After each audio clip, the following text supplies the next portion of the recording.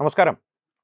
ഇറാനുമേൽ ഇസ്രായേലും അമേരിക്കയും സംയുക്തമായി നടത്തുന്ന ആക്രമണങ്ങൾക്ക് ഉടനെ തന്നെ ഒരു പര്യവസാനമാകും. അത്തരത്തിലുള്ളൊരു സമാധാന ചർച്ചയ്ക്ക് പാകിസ്ഥാനാണ് മധ്യസ്ഥത വഹിക്കുന്നത്. പാകിസ്ഥാൻ ഉടനെ തന്നെ വിശ്വ ഉസ്താദായി സ്ഥാനക്കയറ്റം ലഭിക്കും, അല്ലെങ്കിൽ ആ പട്ടത്തിലേക്ക് പാകിസ്ഥാനെ ലോകമെടുത്തുയർത്തിയിരുത്തും എന്നുള്ള രീതിയിൽ ഇത്തരത്തിലുള്ള വാർത്തകളും പ്രഖ്യാപനങ്ങളും ആശകളും ആഗ്രഹങ്ങളുമൊക്കെ നമ്മുടെ പൊതുമണ്ഡലങ്ങൾ നാം കഴിഞ്ഞ ദിവസങ്ങളിൽ കണ്ടതാണ്. ആ ചർച്ച എന്തായാലും പരാജയപ്പെട്ടു. വാൻസ്, അമേരിക്കയുടെ ഉപരാഷ്ട്രപതി വാൻസ് ഉൾപ്പെടെയുള്ള സംഘം ചർച്ച പരാജയപ്പെട്ടു എന്ന് പരസ്യമായി തന്നെ പ്രഖ്യാപിച്ചിട്ട് പാകിസ്ഥാനിൽ നിന്ന് മടങ്ങിയെന്ന് തോന്നുന്നു. ഈ വീഡിയോ റെക്കോർഡ് ചെയ്യുന്ന സമയത്തേക്ക് അവർ മടങ്ങിയിട്ടുണ്ടാകും. എന്തായാലും യുദ്ധം തുടരുമെന്ന് തന്നെയാണ് ഇപ്പോഴുള്ള സാഹചര്യം. അതല്ല പ്രധാന വാർത്ത. കാരണം ഞാൻ ആദ്യമേ പറഞ്ഞിരുന്നു, ഈ യുദ്ധത്തിൻ്റെ തുടക്കവും അവസാനവും നിശ്ചയിക്കുന്നത് അമേരിക്കയല്ല, ഇറാനല്ല, മറ്റൊരു രാജ്യവുമല്ല, ഇസ്രായേൽ മാത്രമായിരിക്കും. ഇസ്രായേൽ തീരുമാനിക്കും ഇതെപ്പോൾ തീരണമെന്നുള്ളത്.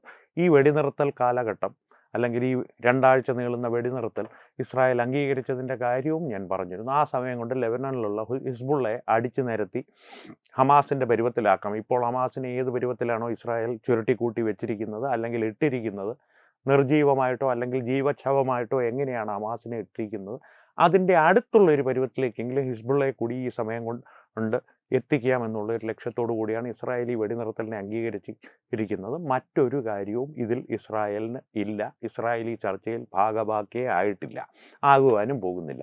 അതുകൊണ്ട് തന്നെ ഈ യുദ്ധം, ഇറാൻ്റെ മേലുള്ള ആക്രമണം എപ്പോൾ അവസാനിക്കുമെന്നുള്ളത് സംബന്ധിച്ച് ഒരേ ഒരു തീരുമാനം, അന്തിമ തീരുമാനം ഇസ്രായേലിൻ്റേത് മാത്രമായിരിക്കും. ഇത് ഞാൻ പലപ്പോഴായിട്ട് പറഞ്ഞിട്ടുള്ളതാണ്. അതുതന്നെയാണ് ഇപ്പോൾ നടക്കുന്ന സംഭവങ്ങൾ നമ്മളോട് സ്ഥിരീകരിച്ച് പറയുന്നത്. ഇനി മറ്റൊരു ഭാഗത്ത്, ഇപ്പോൾ കുറച്ചു കാലമായിട്ട് തലപൊക്കാതിരുന്ന നമ്മുടെ ഡോഗനിക്ക തലപൊക്കിയിട്ടുണ്ട്. ആരുടെ ഈ ഡോഗനിക്ക എന്ന് നിങ്ങൾ ചോദിക്കരുത്. കാരണം നമ്മുടെ തയ്യബ് എർദോഗൻ ഉണ്ടല്ലോ, തുർക്കിയുടെ പരമോന്നത നേതാവ്, അദ്ദേഹം പലപ്പോഴും ഇത്തരത്തിലുള്ള പ്രസ്താവനകൾ നടത്തും. അദ്ദേഹത്തെയും നമ്മുടെ ഉത്തര കൊറിയയിലെ കിം ജോങ് ഉന്നിനെയും താരതമ്യം ചെയ്ത് ഞാൻ ഒരിക്കലൊരു വീഡിയോയിൽ ഒരു കാര്യം പറഞ്ഞിരുന്നു. ഇവർ രണ്ടുപേരും ഈ അങ്ങനെ ഇരിക്കുമ്പോൾ ലോകശ്രദ്ധ നേടുവാൻ വേണ്ടിയിട്ട് ഈ മാസ് ഡയലോഗുകൾ അടിച്ച് കേരളത്തിലെങ്കിലും കുറച്ച് ഫാൻസിൻ്റെ ഉള്ളിൽ കുളിര് കോരിയിടുന്ന രണ്ട് കോമാളികളാണ്. രണ്ടും ഏതാണ്ട് ഒരേ തരത്തിലുള്ള കോമാളികളാണ്. കാരണം ഇവിടെ കേരളത്തിൽ പലരും വിചാരിച്ചു വെച്ചിരിക്കുന്ന നമ്മുടെ കിം ജോങ് ഉന്നിൻ്റെ കയ്യിൽ ഏതാണ്ട് മറ്റേ പാശുപതാസ്ത്രം മോഡലിലുള്ള ഏതാണ്ടൊക്കെ കുറച്ച് സാധനങ്ങളുണ്ട്. അതങ്ങോട്ട് അമേരിക്കയിലോട്ട് തൊടുത്ത് വിട്ട് കഴിഞ്ഞാൽ, കിം ജോങ് ഉന്നിനെ ആരും വിളിക്കാത്തത് കൊണ്ടാണ്. ഒന്ന് വിളിച്ചിരുന്നെങ്കിൽ, അത് ട്രോളുകളൊക്കെ കണ്ടിട്ടില്ലേ, ഈ കളിയിൽ എന്നെ ആരും കൂട്ടുന്നില്ല, ഒരുപാട് കളിപ്പാട്ടങ്ങൾ എൻ്റെ കയ്യിലുണ്ട്. നമ്മുടെ നാടൻ ഭാഷയിൽ പറഞ്ഞാൽ ഒരു തേങ്ങാക്കുലയും ഇല്ല അദ്ദേഹത്തിൻ്റെ കയ്യിൽ. അതുപോലെ തന്നെ മറ്റൊരു കോമാളിയാണ് യൂറോപ്പിലാണോ ഏഷ്യയിലാണോ എന്നറിയാതെ കിടക്കുന്ന തുർക്കിയുടെ പരമോന്നത നേതാവ് തയ്യബ് എർദോഗൻ. അദ്ദേഹം ഇപ്പോൾ ഇസ്രായേലിനെ ഭീഷണിപ്പെടുത്തി, ലെബനനെ ആക്രമിച്ചാൽ ഞങ്ങൾ തകർത്ത് കളയും, അങ്ങനെ ചെയ്യും, ഇങ്ങനെ ചെയ്യും എന്നെല്ലാം പറഞ്ഞു രംഗത്തെത്തിയിട്ടുണ്ട്. ഇസ്രായേൽ പോടർക്ക എന്ന് ഈ ട്രോളന്മാർ പറയില്ല, ആ രീതിയിലാണ് അതിനെ കൈകാര്യം ചെയ്ത് വിട്ടിരിക്കുന്നത്. അത്രയേ ഉള്ളൂ എർദോഗൻ്റെ വില എന്നവർക്കറിയാം. കാരണം ഈ അറബ് രാജ്യങ്ങളിൽ ഈ സലഫി ഭീകരവാദം വളർന്നു വന്നിരുന്ന സമയത്ത് അവരുടെ ഇടയിൽ ഒരു തടയായിട്ട് യൂറോപ്യൻ രാജ്യങ്ങൾ വളർത്തിക്കൊണ്ടുവന്ന് ഇപ്പോൾ അവർക്ക് തന്നെ ഒരു ക്യാൻസറസ് ബാധയായി മാറിയിരിക്കുന്ന ഒരു രാജ്യം മാത്രമാണ് തുർക്കി. തുർക്കിയിലെ ജനങ്ങളുടെ കാര്യമല്ല പറയുന്നത്. കാരണം ഈ ഇറാനിലെ ജനങ്ങളെപ്പോലെ തന്നെ വളരെ പുരാതനമായിട്ടുള്ള പൗരാണികമായിട്ടുള്ള ഒരു സംസ്കാരം ഉൾക്കൊള്ളുന്ന ഒരു പ്രദേശമാണ് തുർക്കി. അത് ഇസ്താൻബുൾ, കോൺസ്റ്റന്റിനോപ്പോൾ ആയിരുന്ന കാലത്താവട്ടെ, അതിന് മുൻപുള്ള കാലഘട്ടങ്ങളിലാവട്ടെ, തുർക്കി എന്നുള്ളത് വളരെ പുരാതനമായിട്ടുള്ളൊരു സംസ്കാരം ഉൾക്കൊള്ളുന്ന ഒരു രാജ്യമാണ്. അവിടുത്തെ ജനങ്ങളെന്ന് പറയുന്നത് ഇറാനിലെ ജനങ്ങളെപ്പോലെ പോലുമല്ല. സാധാരണക്കാരായിട്ടുള്ള ജനങ്ങൾ, ഇത്രയും നിഷ്കളങ്കരും സ്നേഹസമ്പന്നരുമായിട്ടുള്ളൊരു ജനത മറ്റൊരു രാജ്യത്തും ഞാൻ കണ്ടില്ല. വിദേശ രാജ്യത്തെ കാര്യമാണ് പറയുന്നത്. പ്രത്യേകിച്ച് യൂറോപ്പിൻ്റെ തുടക്കത്തിലും ഏഷ്യയുടെ അതിർവരമ്പുകളുടെ അവസാനത്തിലുമുള്ള രാജ്യങ്ങളിലും ഇത്രയും സ്നേഹസമ്പന്നരായിട്ടുള്ള, അതിഥി സൽക്കാരപ്രിയരായിട്ടുള്ള, അവരുടെ സംസ്കാരത്തെക്കുറിച്ച് നമ്മളോട് വിവരങ്ങൾ പങ്കുവയ്ക്കുവാൻ ഉത്സുകരായിട്ടുള്ള, മൃഗസ്നേഹികളായിട്ടുള്ള, ഇത്രയും വിശേഷ ഗുണങ്ങളുള്ള ഒരു ജനതയാണ് തുർക്കിയിലുള്ളത്. ഞാൻ തുർക്കിയിലുള്ള ജനതയുടെ കാര്യമല്ല പറയുന്നത്, ഭരണാധികാരിയുടെ കാര്യമാണ് പറയുന്നത്, എർദോഗൻ്റെ കാര്യമാണ് പറയുന്നത്, എർദോഗൻ്റെ മാത്രം കാര്യമാണ് പറയുന്നത്. അമീർ ഖാൻ്റെ മുതൽ കേരളത്തിലുള്ള പല ജിഹാദികളുടെയും വരെ ഇടക്കാല വാപ്പയായി പലപ്പോഴും പ്രത്യക്ഷപ്പെടുന്ന എർദോഗൻ്റെ കാര്യം. ആ എർദോഗനെ സംബന്ധിച്ച് ഇസ്രായേൽ ഇങ്ങനെയാണ് കൈകാര്യം ചെയ്ത് അദ്ദേഹത്തിൻ്റെ പുതിയ ഭീഷണിയെ കൈകാര്യം ചെയ്ത് വിട്ടിരിക്കുന്നത്. ഇനി എർദോഗനെ സംബന്ധിച്ച് പറയുമ്പോൾ ഒരു കാര്യം കൂടി എടുത്തു പറയണം. ചിലപ്പോൾ ഇതിൻ്റെ ഒരു പ്രതികരണങ്ങൾ അല്ലെങ്കിൽ ഇതിൻ്റെ ഒരു അലയടികൾ കേരളത്തിൽ ഉയർന്നു വന്നേക്കാം. കാരണം പണ്ട് തുർക്കിയിൽ ഏതോ ഒരു കിഴവനെ ബ്രിട്ടീഷുകാരെടുത്ത് ചെവിക്ക് തൂക്കിയെടുത്ത് ദൂരെ കളഞ്ഞതിനാണ് 1921 മലബാറിൽ ഹിന്ദു വംശഹത്യ നടന്നത്. അതിൻ്റെ എന്തെങ്കിലും അത്തരത്തിലുള്ള ഒരു പുനരാവർത്തനം കേരളത്തിൽ ഉണ്ടാകുമോ എന്നുള്ള ഭയം സത്യത്തിൽ എനിക്കുണ്ട്. കാരണം എന്ന് വെച്ച് കഴിഞ്ഞാൽ അവിടെ തുർക്കി എവിടെയാണെന്ന് ഒന്നാമത് ഒരു ഭൂപടം കണ്ട് മനസ്സിലാക്കുവാനുള്ള വിവരവും വിദ്യാഭ്യാസവും അക്കാലത്തുള്ള ജിഹാദികൾക്കില്ലായിരുന്നു. തുർക്കി എവിടെയാണ് എന്ന് ചോദിച്ചു കഴിഞ്ഞാൽ അത് അവിടെ നമ്മുടെ സൗദിയുടെ തൊട്ടടുത്തായിട്ട് വരും. സൗദിയുടെ അയൽക്കാരനല്ലേ നമ്മുടെ മെക്ക. അവിടെ നിന്ന് കാലെടുത്ത് വെച്ചാൽ തുർക്കി എത്തുമെന്ന് പോലും പറയുവാൻ അറിയാത്ത ജിഹാദികളാണ്. തുർക്കിയിലെ ഏതോ കിഴവനെ ബ്രിട്ടീഷുകാർ തൂക്കിയെടുത്ത് അകത്തിട്ടെന്നോ അടി കൊടുത്ത് ഓടിച്ചെന്നോ ഉള്ള വാർത്ത ഇവിടെ പരന്നതിനെ തുടർന്നാണ് 1921 മലബാറിലും ഏറനാട്ടിലുമൊക്കെ ഹിന്ദു വംശഹത്യ, ക്രൂരമായ ഹിന്ദു വംശഹത്യ അരങ്ങേറിയത്. അതിൻ്റെ ഒരു പുനരാവർത്തനം ഉണ്ടാകുമോ എന്ന് എനിക്കറിയില്ല. എന്തായാലും സംശയിക്കേണ്ടിയിരിക്കുന്നു, ഭയപ്പെടേണ്ടിയിരിക്കുന്നു. എർദോഗനിലേക്ക് തിരിച്ചു വന്നു കഴിഞ്ഞാൽ എർദോഗൻ ഇപ്പോൾ രംഗത്തിറങ്ങിയതിൻ്റെ കാര്യം മറ്റൊന്നുമല്ല. ഞാൻ പലപ്പോഴും പറഞ്ഞിട്ടുണ്ട്. എർദോഗൻ്റെ ഒരു ആഗ്രഹം പഴയ ഒട്ടോമൻ സാമ്രാജ്യത്തിൻ്റെ ഒരു പുതിയ രൂപം തിരികെ കൊണ്ടുവന്ന് താൻ അതിൻ്റെ ഖലീഫയായി അതിൻ്റെ തലപ്പത്ത് കയറിയിരിക്കണം, അല്ലെങ്കിൽ സുൽത്താനായിട്ട് അതിൻ്റെ തലപ്പത്ത് കയറിയിരിക്കണം. അതിൻ്റെ ഭാഗമായിട്ട് അല്ലെങ്കിൽ ആ ഒരു അജണ്ടയുടെ ഭാഗമായിട്ടാണ് എർത്തുഗുൾ എന്നൊക്കെ പറയുന്നൊരു സീരീസ് ഇടയ്ക്ക് ഭയങ്കര ഗെയിം ഓഫ് ത്രോൺസിനേക്കാളും വലിയ സീരീസാണ് എർത്തുഗുൾ എന്നാണ് അതിൻ്റെ പേര്.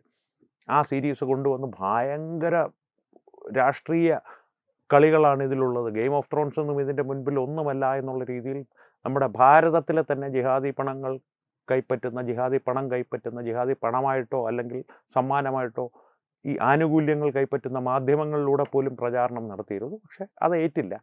ഇത്തരത്തിലുള്ളൊരു അജണ്ട എർദോഗനുണ്ട്. അതിൻ്റെ ഒരു ഭാഗമായിട്ടാണ്. എന്നാൽ ഓട്ടോമൻ പോയിട്ട് പുള്ളി ഒരു സുൽത്താൻ വിട്ടേക്കൂ, ഏതെങ്കിലും ഒരു അന്തപ്പുരം കാവൽക്കാരനായിട്ട് പോലും ആരും കാണുന്നില്ല എന്നുള്ളതാണ് പുള്ളിയുടെ വിഷമം. അങ്ങനെ ഇരിക്കുമ്പോൾ പുള്ളിക്ക് ആ ഒരു വിഷമം ഒന്ന് കൂടി വരുമ്പോൾ പുള്ളി എന്തെങ്കിലും ഇതുപോലൊരു പ്രസ്താവന ഇറക്കും. മ്യാൻമീറിൽ ബുദ്ധഭിക്ഷുക്കളെ ഇപ്പോൾ ഞാൻ തീർത്ത് കളയും, എൻ്റെ പടക്കപ്പലുകൾ ഇതാ പുറപ്പെട്ട് കഴിഞ്ഞു. അതാണ് ഞാൻ കഴിഞ്ഞൊരു വീഡിയോയിൽ പറഞ്ഞിരുന്നു. ഇന്ത്യൻ മഹാസമുദ്രം കടന്നു വേണം എത്താൻ. ഇന്ത്യൻ മഹാസമുദ്രത്തിൽ ഭാരതീയ നാവികസേനയുടെ അനുവാദമില്ലാതെ ഇദ്ദേഹത്തിൻ്റെ പടക്കപ്പലുകൾ വരും. നടന്നത് തന്നെ.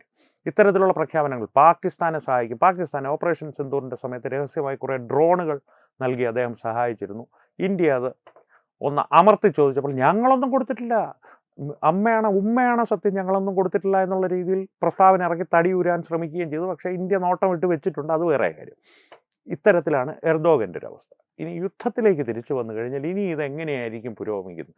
എങ്ങനെ പുരോഗമിച്ചാലും ആശങ്ക ഭാരതത്തെ സംബന്ധിച്ചാണ്. കാരണം ഇറാനിൽ ഇതിൻ്റെ ഒരു പര്യവസാനം നടക്കുവാൻ പോകുന്നത് മിക്കവാറും ഈ ഒരു പൂർണ്ണമായൊരു ഭരണമാറ്റം അവിടെ അമേരിക്കയും ആഗ്രഹിക്കുന്നില്ല, ഇസ്രായേലും ആഗ്രഹിക്കുന്നില്ല. അവരാഗ്രഹിക്കുന്ന ഒരു പാവ ഭരണകൂടമാണ്. കാരണം പുതിയ ആളുകൾ വന്നു കഴിഞ്ഞാൽ അവരെ റഷ്യ ഉൾപ്പെടെയുള്ള ശക്തികൾ പുറമേ നിന്ന് സ്വാധീനിച്ച് അവരുടെ പക്ഷത്തേക്ക് ചായ്ക്കുവാനുള്ള സാധ്യതകളുണ്ട്. അതുകൊണ്ട് തന്നെ ഇപ്പോഴുള്ള ഈ ഭരണകൂടമുണ്ടല്ലോ, മുസ്താഫ ഖമനേയി ഏതാണ്ട് കോമയിലാണ്, ഒരു പച്ചക്കറി പരുവത്തിലാണ് കിടക്കുന്നത്. ഇനി വേണമെങ്കിൽ മണ്ണെണ്ണ ഉണ്ടെങ്കിൽ വിളക്കായി കത്തിച്ച് വെക്കാമെന്ന് പറഞ്ഞതുപോലെ തിരിയിട്ടാൽ വിളക്ക് കത്തിച്ച് വെക്കാമെന്ന് പറഞ്ഞ അവസ്ഥയിലാണ് മുസ്താഫ ഖമനേയി എന്ന് പറയുന്നു. ഇനി പുതിയ വരുന്ന ഈ പരമോന്നത നേതാവായിക്കോട്ടെ, ഈ നമ്മുടെ റവല്യൂഷണറി ഗാർഡ്സിൻ്റെ തലവനായിക്കോട്ടെ, അവരെല്ലാം പുറമെ അമേരിക്കയെ ഞങ്ങൾ പരാജയപ്പെടുത്തി അടികൊടുത്ത് ഓടിച്ചു എന്നുള്ള പ്രസ്താവനകളൊക്കെ നടത്തുന്നതുകൊണ്ട്, ഇസ്രായേലിനെ ഞങ്ങൾ പാഠം പഠിപ്പിച്ചു, ജൂതന്മാർ ഇനി കളിച്ചാൽ തുലച്ചു കളയും എന്നുള്ള പ്രസ്താവനകളൊന്നും നടത്തുന്നതുകൊണ്ട് അവർക്ക് യാതൊരു വിരോധവുമില്ല. പക്ഷേ ഉള്ളിൻ്റെ ഉള്ളിൽ അവരോട് വിധേയത്വമുള്ള ആളായിരിക്കണം. അവർ പറയുന്ന കാര്യങ്ങൾ, അവരുടെ ആവശ്യങ്ങൾ നടപ്പാക്കുന്ന ആളായിരിക്കണം. അവിടുത്തെ പുനർനിർമ്മാണമുണ്ടല്ലോ, ഇതുവരെ അടിച്ചു നിരത്തിയ ഇറാനിലുള്ള പുനർനിർമ്മാണം അമേരിക്കയെ ഏൽപ്പിക്കണം, ജൂതന്മാരെ ഏൽപ്പിക്കണം. ഒപ്പം ആണവശക്തിയായി വളരുവാൻ ഇറാൻ ഒരിക്കലും പ്രധാന ചുവടുവയ്പ്പുകൾ അല്ലെങ്കിൽ അതിൻ്റെ ഒരു കൃത്യമായ ചുവടുവയ്പ്പുകൾ എടുക്കരുത്. പറയുക ഞങ്ങൾ യുറേനിയം സമ്പുഷ്ടീകരിച്ച് ആണവായുധം ഉടനെ ഉണ്ടാക്കും, നമ്മുടെ അവിടുത്തെ ഡൂംസ്ഡേ ക്ലോക്ക് വെച്ചിട്ടുണ്ട്, അതൊരു 2 അടി കൂടി പൊക്കി അതിൻ്റെ സമയം ഞങ്ങൾ കുറച്ചുകൂടി കുറയ്ക്കും, ഇസ്രായേലിനെ ഞങ്ങൾ തുടച്ചു നീക്കും, ഇത്തരത്തിലുള്ള പ്രസ്താവനകളൊക്കെ നടത്തുന്ന, എന്നാൽ ഉള്ളിൻ്റെ ഉള്ളിൽ ഇവർ പറയുന്ന കാര്യങ്ങൾ മാത്രം ചെയ്യുന്ന ഒരു ഭരണാധികാരിയെ അവിടെ കൊണ്ടുവരിക എന്നുള്ളതായിരിക്കും ഇനി അങ്ങോട്ടുള്ള അമേരിക്കയുടെയും ഇസ്രായേലിൻ്റെയും ഉദ്ദേശം. അവിടെ ഒരു പ്രശ്നം കിടക്കുന്നതെന്ന് പറഞ്ഞു കഴിഞ്ഞാൽ ഈ അമേരിക്കയുടെ രീതിയിലുള്ള കാര്യങ്ങൾ ചെയ്യുന്നു. അമേരിക്കയുടെയും ഇസ്രായേലിൻ്റെയും ഇഷ്ടങ്ങൾക്കനുസരിച്ച് കാര്യങ്ങൾ ചെയ്യുന്നു. ഇസ്രായേലിൻ്റെ അനുസരിച്ച് കാര്യങ്ങൾ ചെയ്യുന്ന ഒരു ഭരണാധികാരി ഭാരതത്തിന് വലിയ ഭീഷണിയാവില്ല. പക്ഷേ ഈ അമേരിക്കയുടെ ഇഷ്ടങ്ങൾ അനുസരിച്ച് കാര്യങ്ങൾ ചെയ്യുന്ന ഒരു ഭരണാധികാരി അല്ലെങ്കിൽ ഒരു ഭരണകൂടം അവിടെ വന്നു കഴിഞ്ഞാൽ, ഒരു പാവ ഭരണകൂടം ഇറാനിൽ ഭരണത്തിൽ വന്നു കഴിഞ്ഞാൽ, അഫ്ഗാനിസ്ഥാനുമായിട്ട് ഇവർ പങ്കിടുന്ന ഒരു അതിർത്തിയുണ്ടല്ലോ, അതെപ്പോഴും ഈ അഫ്ഗാനിസ്ഥാനുമായിട്ടും പാകിസ്ഥാനുമായിട്ടുമുള്ള ഇറാൻ്റെ പ്രശ്നങ്ങൾ ഭാരതത്തെ സംബന്ധിച്ച് എപ്പോഴും പാകിസ്ഥാൻ്റെ ഭീകരതയ്ക്കെതിരെയുള്ള ഒരു പരിചയമായിരുന്നു, ഒരു സ്വാഭാവിക പരിചയമായിരുന്നു. ഭാരതം ഒന്നും ചെയ്യേണ്ട കാര്യമല്ല, ഇടയ്ക്കിടയ്ക്ക് ഇറാൻ പാകിസ്ഥാനിട്ട് ചില്ലറ പണികളൊക്കെ കൊടുക്കും. അഫ്ഗാനിസ്ഥാനിലൂടെ തന്നെ കടന്നു കയറി പാകിസ്ഥാനിട്ട് ചില്ലറ പണികൾ കൊടുക്കും. ഇതിൻ്റെ ഇടയിലുള്ള ആ ഒരു പണി കൊടുക്കുവാനുള്ള ഒരു സ്വാഭാവിക പരിചയ അല്ലെങ്കിൽ സ്വാഭാവിക വാൾ തടയുവാനോ, പാകിസ്ഥാൻ്റെ ഭീകരത തടയുവാനോ, പാകിസ്ഥാൻ്റെ ഭീകരതയെ ആക്രമിക്കുവാനോ ഭാരതത്തിന് ലഭ്യമായിരുന്നൊരു സ്വാഭാവിക പരിചയമോ വാളോ ഇല്ലാതാകുമോ എന്നുള്ളൊരു ആശങ്ക ഭാരതത്തെ സംബന്ധിച്ച് ഭാരതത്തിൻ്റെ രഹസ്യാന്വേഷണ ഏജൻസികൾക്കിടയിലുണ്ട്. അത് സംബന്ധിച്ച് വിശദമായിട്ടുള്ളൊരു ചർച്ച നമുക്ക് RPയോടോ മറ്റോ ചെയ്യുന്നതാണ് നല്ലത്. ഞാൻ അതിൻ്റെ ഒരു മേലോട്ടമായിട്ടുള്ള കാര്യങ്ങൾ പറഞ്ഞു എന്ന് മാത്രം. പിന്നെ എണ്ണയുടെ ലഭ്യത സംബന്ധിച്ചുള്ള ഇറാൻ്റെ എണ്ണ ഒരുപാട് ഭാരതം വാങ്ങുവാറുണ്ട്. പിന്നെ ഈ സ്ട്രെയിറ്റ് ഓഫ് ഹോർമൂസിൻ്റെ നിയന്ത്രണം ആരിലേക്ക് പോകും? ഇസ്രായേലും കൂടി ഉൾപ്പെട്ട ഒരു നിയന്ത്രണമാണ് അവിടെ വരുന്നതെങ്കിൽ ഭാരതത്തിന് ആശങ്കപ്പെടേണ്ട കാര്യമില്ല. കാരണം ഇസ്രായേൽ എല്ലാ കാലാവസ്ഥയിലും ഭാരതത്തിൻ്റെ ഉറ്റ സുഹൃത്ത് തന്നെയായിരുന്നു. ഭാരതത്തിൻ്റെ വിശ്വസനീയ സൗഹൃദങ്ങളിൽപ്പെട്ട വളരെ അപൂർവം രാജ്യങ്ങളിലൊന്നാണ് ഇസ്രായേൽ. അതിനൊരു സംശയവും വേണ്ട. ഗൾഫ് രാജ്യങ്ങളുമായിട്ടുള്ള ഭാരതത്തിൻ്റെ ബന്ധം അതിപ്പോഴും ഊഷ്മളമായി തന്നെ തുടരുന്നു. അത് സൗദി ആകട്ടെ, UAE ആകട്ടെ, എന്തിന് ഖത്തറിനോട് പോലും അത്യാവശ്യം ഊഷ്മളത ഭാരതം പുലർത്തുന്നുണ്ട് സൗഹൃദങ്ങളിലും നയതന്ത്ര ബന്ധങ്ങളിലും. പക്ഷെ അവിടെ പ്രശ്നം വരുന്നത്, ഈ യുദ്ധത്തിൽ ഇറാൻ കണ്ണും മൂക്കുമില്ലാതെ ലക്കും ലഗാനുമില്ലാതെ ഗൾഫ് രാജ്യങ്ങളിൽ പലതിനെയും ആക്രമിച്ചിരുന്നു. അമേരിക്കയുടെ സംവിധാനങ്ങൾ ഉപയോഗിച്ച് അവരതിനെ കാര്യക്ഷമമായി തന്നെ ചെറുക്കുകയും ചെയ്തിരുന്നു. എന്നാലും ഈ ഇറാൻ്റെ നിലനിൽപ്പ് ഗൾഫ് രാജ്യങ്ങൾക്കൊരു ഭീഷണിയാണ് എന്നുള്ളൊരു പൊതുധാരണ അവരുടെ ഇടയിൽ ഉണ്ടായാൽ, ഈ പാകിസ്ഥാൻ ശ്രമിച്ചിരുന്നൊരു കാര്യമുണ്ട്. തുർക്കി, സൗദി അറേബ്യ, പാകിസ്ഥാൻ ഒരു ത്രികോണ സഖ്യം ഉണ്ടാക്കുക. അതിൽ തുർക്കി ഉൾപ്പെട്ടാലും ഇല്ലെങ്കിലും അത്തരത്തിലുള്ളൊരു സഖ്യത്തിന്, അതായത് തങ്ങളുടെ നേരെ ഇനി ഇത്തരം ഒരു ആക്രമണം ഉണ്ടായാൽ അതിനെ പ്രതിരോധിക്കുവാൻ പോകുന്ന ശേഷി നേടുവാൻ വേണ്ടി, അമേരിക്കയുടെ സഹായമില്ലാതെ അത്തരത്തിലൊരു പ്രതിരോധ ശേഷി നേടുവാൻ വേണ്ടി ഉള്ള ശ്രമങ്ങൾ ഗൾഫ് രാജ്യങ്ങളുടെ ഭാഗത്തു നിന്നുണ്ടായാലും അത്ഭുതപ്പെടുവാനില്ല. പാകിസ്ഥാൻ ഉൾപ്പെടുന്ന അത്തരത്തിലുള്ള ഏതൊരു സംരംഭവും ഭാരതത്തെ സംബന്ധിച്ച് അഭിലഷണീയമല്ല.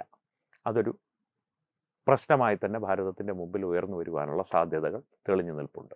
അതാണ് മറ്റൊരു പ്രശ്നം. അത്തരത്തിലുള്ളൊരു കുഴഞ്ഞു മറഞ്ഞ രീതിയിലേക്കാണ് കാര്യങ്ങൾ പോകുന്നത്. 2026 തുടക്കത്തിൽ തന്നെ തത്വമേ ന്യൂസ് പ്രേക്ഷകരോട് പറഞ്ഞിരുന്നു, അത്ര സുഖകരമായ ഒരു കാലമല്ല വരുവാൻ പോകുന്നത്. ഭാരതത്തെ സംബന്ധിച്ച് നിരന്തരമായ നയതന്ത്ര പ്രക്രിയകളും പുതിയ പുതിയ സമീപനങ്ങളും പുതിയ സൗഹൃദങ്ങളും ഒക്കെ ഉണ്ടാക്കുവാൻ പോകുന്ന, അല്ലെങ്കിൽ ഉണ്ടാക്കേണ്ട സാഹചര്യങ്ങളിലേക്ക് നയിക്കുന്ന കാര്യങ്ങളാണ് നടക്കുവാൻ പോകുന്നത് എന്ന് RP ഉൾപ്പെടെയുള്ളവർ പ്രേക്ഷകരോട് പറഞ്ഞിരുന്നു.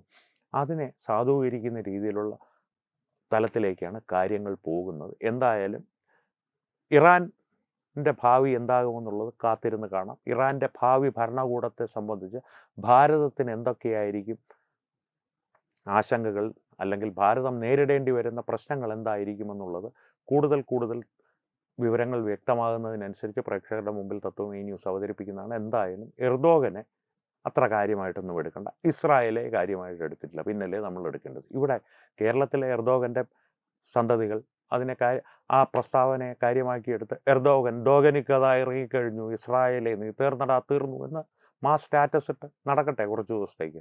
കാര്യങ്ങൾ വ്യക്തമാകുമ്പോൾ മാളത്തിൽ ഒളിച്ച് പുതിയ വാപ്പയെ തപ്പി കിം ജോങ് ഉൻ ഇറങ്ങുമായിരിക്കും അല്ലേ എന്നുള്ള പുതിയ തലത്തിലേക്ക്, അല്ലെങ്കിൽ പഴയ ചിന്തകളിലേക്ക് അവർ പോയിക്കൊള്ളും. അവരെ അവരുടെ ലോകത്ത് ഇങ്ങനെ സ്വപ്നങ്ങളുമായി അഭിരമിച്ച് ജീവിക്കുവാൻ വിട്ടേക്കുക.